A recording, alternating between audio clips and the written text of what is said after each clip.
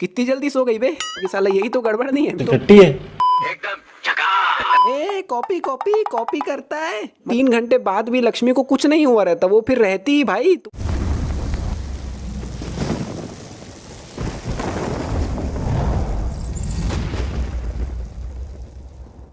Starting में जब ये सूखे हुए कपड़े उतार रही होती है तब ये वाला गेट बंद होता है और एक कपड़ा गलती से नीचे गिर जाता है। जिस कपड़े को जब ये नीचे लेने आ रही होती है तब भैया गेट तो खुला हुआ है।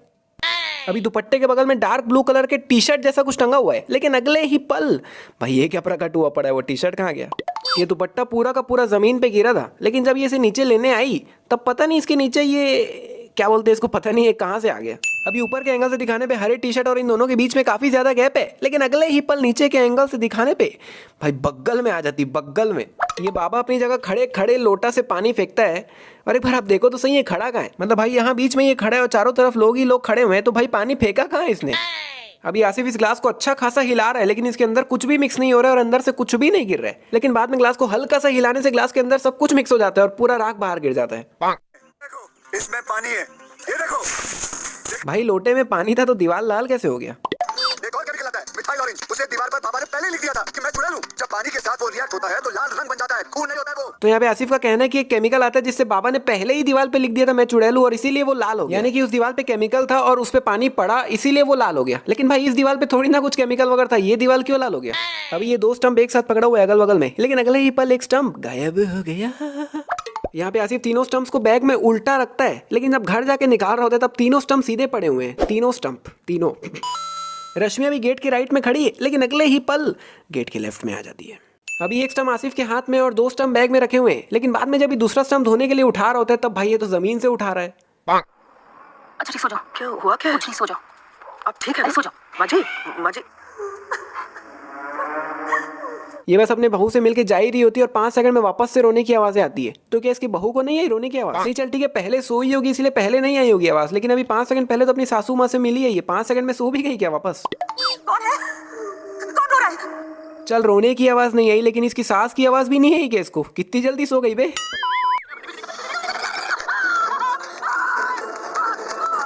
भाई इस घर में लोग नींद की दवाई लेके सो जाते हैं क्या बे? मतलब इतनी जोर जोर से चिल्ला रही फिर भी कोई बाहर नहीं आ रहा है। अभी थोड़ी सी रजाई इधर लटक रही है, लेकिन जब भग के वापस आती तब कुछ भी नहीं लटक रहा है, सब ऊपर ही है। और कितना ऊंचा बेड है भाई, मतलब इतनी बड़ी आंटी नीचे घुस गई फिर भी कितना ऊंचा है। मतलब जनरली इस टेबल और बेड की हाइट सेम ही होती है, लेकिन अब इस टेबल को देख के आप अंदाजा लगा लो कितना एक्स्ट्रा ही ऊंचा है ये। मैं कह रही हूँ भूत। जिस तरह से आसिफ है और जैसे घूर रहे ना, अगर इन आंटियों की जगह मैं खड़ा होता तो एक बार के लिए मेरे को आसिफ पे ही डाउट चल देता कि साला यही तो गड़बड़ नहीं है। ये क्या स्टेप हुआ भाई? मतलब यहाँ पे तो कियारा भी सोच रही होगी कि ये स्टेप तो टट्टी है। मैं फिल्मी गाने गा सकता हूँ, माता की बेटी नहीं गा सकता। हाँ पर फिल्में भी तो माता रानी बनाती है ना आसिफ। हैं? फिल्में माता रानी बनाती है? मेरे को तो लगता था डायरेक्टर बनाते, मैं तो गलत ही सोच रहा था अब तक। नारियल के ऊपर ये लाल बिंदी बनी हुई है वो ऊपर की तरफ है, लेकिन नीचे के एंगल से दिखाने पे वो नीचे साइड में आ जाती है, और जब घूमना चालू होता ही है वो एकदम से वापस ऊपर भी आ जाता है। अभी कंधे पे कपड़ा कैसा रखा हुआ है देख लो, लेकिन अगले ही पल चोटी जैसा हो जाता है कपड़ा। अभी कप इधर गिरे और ट्रे इधर गिरा इन दोनों चेयर्स के बीच में, लेकिन अगले ही पल नीचे के एंगल से दिखाने पे जो इधर गिरा हुआ था ट्रे वो उधर चले गए। और भाई ये बच्चे लोग खेलना क्या चाह रहे हैं मेरे को समझ नहीं आ रहा है। मतलब ये इधर चेस भी खेल के बैठी है, इधर ये लूडो भी खेल के बैठा है। दोनों जन मिलके कोई एक गेम खेलो ना यार। अभी इधर से पल्लू नीचे गिर चुका है, लेकिन अगले ही पल भैया पल्लू तो ऊपर है भाई। अभी रश्मि ने अपना हाथ यहाँ पे रखा हुआ है, लेकिन अगले ही पल वहां से हाथ गायब हो गया। अभी लड़की के पीछे कोई भी टेबल नहीं रखा हुआ है, लेकिन अगले ही पल सामने के एंगल से दिखाने पे प्रकट हो गया। वापस से पीछे के एंगल से दिखाने पे भैया टेबल गायब हो गया। जब लक्ष्मी इतनी सी थी तब के अब्दुल चाचा, और जब लक्ष्मी इतनी बड़ी हो गई है तब के अब्दुल चाचा। लगता है ये अनिल कपूर के बड़े वाले फैन है। एकदम झकास। अभी भाई ये चाकू को सीधा पकड़ी हुई है, यानी कि ये जो राउंडेड एरिया है वो अंदर की तरफ है इसके हाथों की तरफ, और जो प्लेन एरिया है वो बाहर की तरफ है। लेकिन जब ये इसको मारती है तो भाई जो राउंडेड वाला एरिया होता है वो बाहर की तरफ हो जाता है, प्लेन एरिया अंदर की तरफ हो जाता है। समझ गए ना क्या समझाना चाह रहा हूं मैं? ए कॉपी कॉपी कॉपी करता है, मतलब तुम कुंफू हसल का सीन कॉपी मार दोगे तो क्या हमको पता नहीं चलेगा? अभी भाई ध्यान से देखोगे तो इन दोनों के अलावा दूर दूर तक कोई भी नहीं दिख रहा है ना। और मैं आपकी जानकारी के लिए बता दूं कि ये लक्ष्मी है, लेकिन एकदम से अगले ही पल सामने इन दोनों के आगे ये कहां से आ जाता है पता नहीं। वाह वाह, नहीं भाई ये क्यों अपने आप को मारे जा रही है भाई? क्यों मार रही है अपने आप को? मेरे को समझ नहीं आ रहा है। नहीं मतलब यार यहाँ पे मूड उतर गया मेरा। मतलब जिस तरह से ये धोखे से लक्ष्मी को मारी थी, अगर लक्ष्मी इसको मारी होती ना, सच्ची में लगता कि हाँ भाई अब बदला पूरा हुआ है। आसिफ वहां से यहाँ तक इतनी दूर जंप करके आया है। वाह वाह। मतलब यहाँ से लक्ष्मी की आत्मा निकल के क्या क्रिश की आत्मा घुस गई क्या बाद में? अब वक्त है सबसे बड़ी मिस्टेक का, और सबसे बड़ी मिस्टेक यानी सबसे बड़ा बोनस।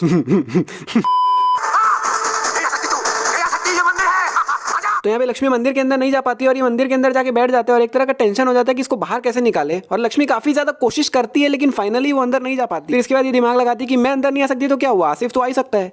लेकिन इससे भी अच्छा आइडिया मेरे पास था और मुझे लगा था कि शायद ये यही आइडिया को अपनाएगी जो मैं बताने वाला हूँ।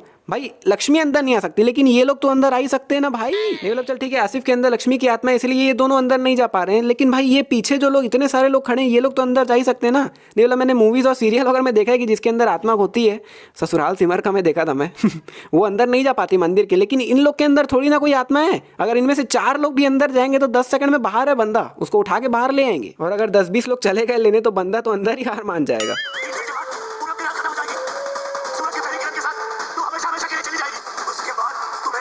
भैया आप बहुत बड़ी गलत फहमी में हो कि 3 घंटे में वो जाने वाली है, क्योंकि आपने प्रोसीजर ही कंप्लीट नहीं किया ना। पहले प्रोसीजर क्या था वो ध्यान से सुनो आप। और पवित्र अग्नि के इर्द गिर्द नृत्य करेंगे। उनके जाने के बाद उस किन्नर और उसके परिवार वालों की लाशों को उस जमीन से निकालकर उस पवित्र अग्नि में जला देना। इससे अगली सुबह की पहली किरण के साथ उस किन्नर की आत्मा को मुक्ति मिल जाएगी और वो तुम्हारा कुछ नहीं बिगाड़ पाएगी। तो यहाँ पे महाराज ने कहा था उस किन्नर यानी लक्ष्मी की पूरे परिवार की जो लाश है उसको उस पवित्र अग्नि में जला देना। और ये लोग वो काम करने जा भी रहे होते हैं, लेकिन जैसे ही ये लोग पवित्र अग्नि में डाल रहे होते हैं वैसे ही लक्ष्मी सामने आ जाती है और ये लाश यहाँ साइड में छोड़ के चले जाते हैं। यानी कि इन्होंने लाशों को अग्नि में डाला ही नहीं है। यानी कि जाहिर सी बात है कि 3 घंटे बाद भी लक्ष्मी को कुछ नहीं हुआ रहता, वो फिर रहती ही। भाई तू बहुत बड़ी गलत फहमी में था। तो भैया यहीं पे समाप्त होती है वीडियो। अगर आपको वीडियो पसंद आई तो लाइक कीजिए, शेयर कीजिए, कमेंट कीजिए, सब्सक्राइब कीजिए। और ये फटाके फूटे पड़े हैं और इसके बीच में मैंने वीडियो कैसे कैसे बनाए हैं मैं ही जानता हूँ भाई, दिमाग खराब हो गया था। और भाई 8 मिनट तक भी नहीं गई यार वीडियो, मतलब मैं 1 ऐड से ज़्यादा ऐड भी नहीं डाल पाऊंगा। शिट। तो मिलते हैं नेक्स्ट वीडियो में। Thanks for watching.